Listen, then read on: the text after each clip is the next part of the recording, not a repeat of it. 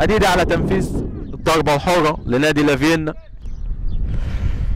جميلة يا ولد يا أديدة، يا ولد يا أديدة. جميلة بقى، بيفكرنا بقى بهدف الهلال في الأهلي.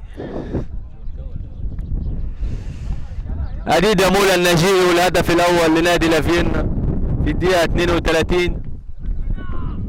رايح للكابتن أحمد رجب بقى والكابتن مصطفى دونة.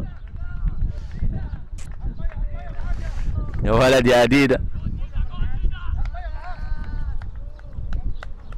احمد فتحي يلعب ثرو جميل كده عند حازم، يعدي ويستلم حازم عرضيه.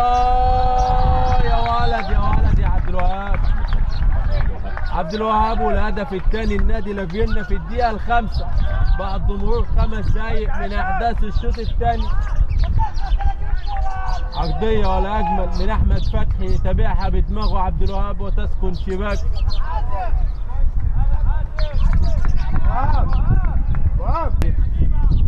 حازم في اليمين عند احمد فتحي، فتحي من مره واحده لميسي. يلا يا ميسي وطالع الجول. هدف جميل، هدف جميل. عبد الوهاب موسى يحرز الهدف الثالث في المباراه والثاني ليه في المباراه. عبد الوهاب 10 دقائق، هدفين في الشوط الثاني لنادي لافيينا عن طريق اللاعب عبد الوهاب موسى. خرج الحارس محمود،